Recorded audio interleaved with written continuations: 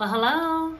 It's Celisa, also known as Beautifully Me and You, where we co-create to make our lives much more beautiful. I decided I wanted to start a new series, and I'm titling it Love is a Journey. Yeah, love is a journey. But before we get started with the series, I want to say thank you to all the subscribers that have recently joined the fam. Thank you to all the subscribers that have hung with me since day one. I appreciate you all, and I'm thankful to have you here with me. Okay, Love is a Journey, episode 1, When Love Returns. So as many of you may already know, love is a journey. It's not a destination. I wish I had learned that some time ago, but that's okay. It's making for an amazing series to come. I thought this time I'd prefer to start at the end. Or maybe it's not even the end. It's the present. I decided to start with the present, and then I'll return to the beginning and work my way through. The journey of love is not ever a destination that you will arrive upon and find yourself in bliss happily ever after. I believe it instead is a path with twists and turns, ups and downs, which helps us to reveal our deepest, darkest fears, helps us to grow as a person, and ultimately remember the eternal truth that the universe always is looking out for our best interest. I'm not talking about that ex that comes back like in the video Thriller, where those corpses unearth themselves from the grave and come chasing after you. We all have some of those, right? The ex that it's been long broke up. You buried them, put a headstone in that relationship possibility, but somehow they dig themselves out and come find you asking for one more chance. Maybe it's just one more chance to get in the yams. Yams, you know, sweet, soft yams. I'm not talking about that love. I'm not talking about the love where you two may have remained friends along the way. And it's an easy conversation, you know, because you're so friendly with each other. But somehow they see you at a party and they see how good you're looking in your freakum dress and they want to now have another chance. I'm not talking about that love. I'm talking about when love returns. And return might not even be the best descriptor, because return denotes the fact that they had ever left. I'm instead talking about someone who is woven in your life. Someone who is woven in your path. Someone that you can't shake from your system. You couldn't bury them if you wanted to. But maybe circumstances happened. Things went a little awry, and now you're waiting for love to return. I'm talking about that love. Some would say you should never let an ex back, and I totally understand that. It was a rule I lived by for so long. But as many of you may know, I met the love of my life. And with that came an awakening. And when I woke up and I saw things ever so clearly, I realized that in order to keep the love of my life, I had to radiate love to others, including myself. And that the whole journey of love was about helping me to grow to the point where I could unconditionally love myself. That was the best way to keep the love that I had. So here on YouTube, I've shared my journey of how I met the love of my life, and many of you have watched that video. But it's important to know that just because I met the love of my life, that wasn't the end of it. There were plenty of things I needed to learn about myself, and I feel like he was the exact teacher that came along to show me that. Just know that love was always there. You know, it's like a soul tie connection. It's like the happiest part of your day, spending time with them. And what do you do when that has been removed or shifts in some way, and now love wants to return? What do you do? This is where it gets tricky. Never in my life have I wanted to commit to someone, love someone, support someone the way that I do my partner now. I feel like we're definitely soulmates or higher.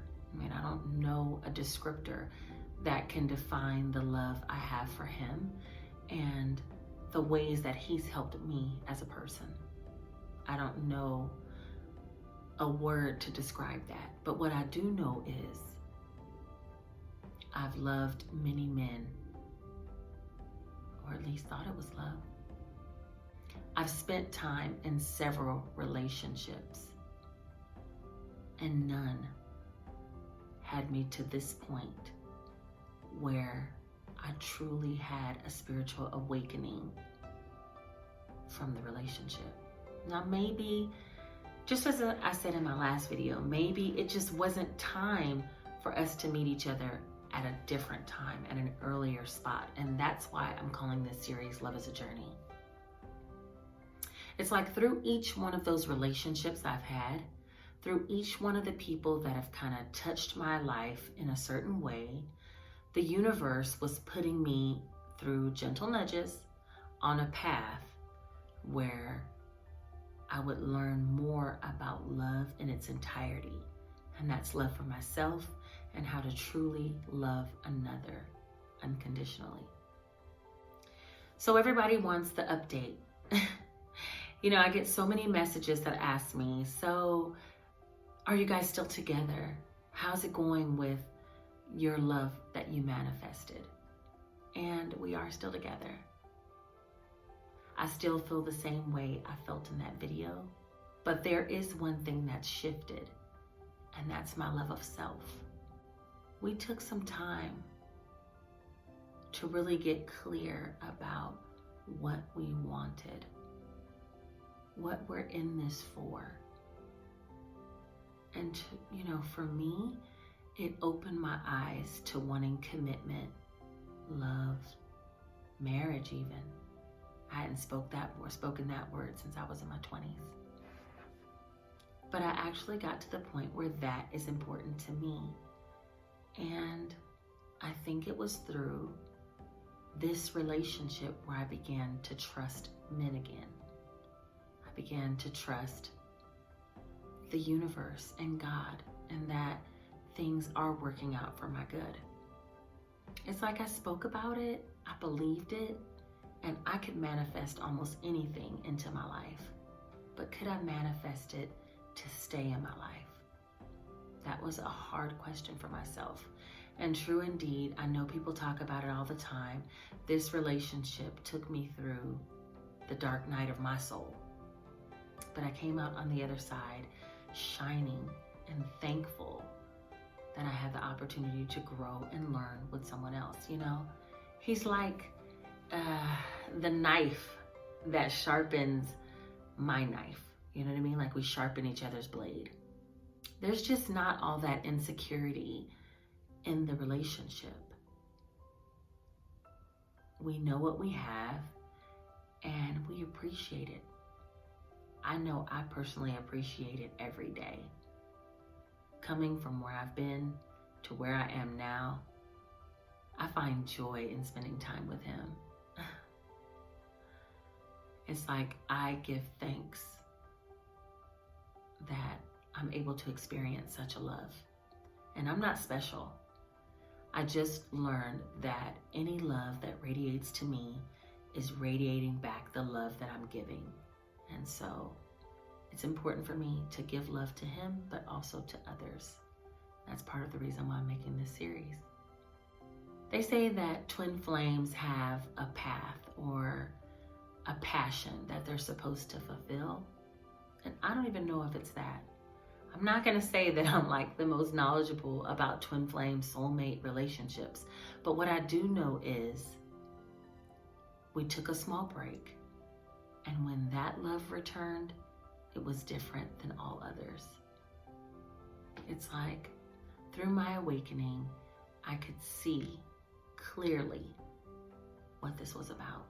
It was about my growth. So, yeah. Life is good. God is good. Love in every form is good. The reason why I'm making this series is to help you to understand my personal ups and downs in love, and how coming to the point where I am now, so happy and in love with myself, so happy and in love with another, that didn't come easy for me. Each relationship that I've had, I want to talk about the lesson that I learned.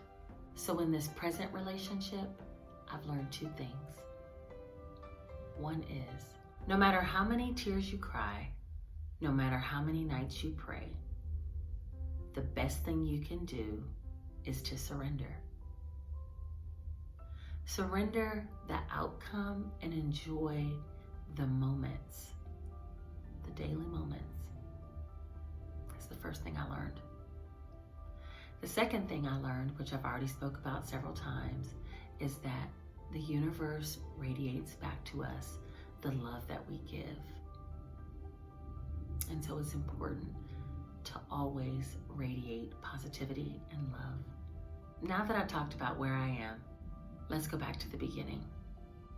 The beginning, when I was only 19 years old, I had a preconceived notion of what love really was.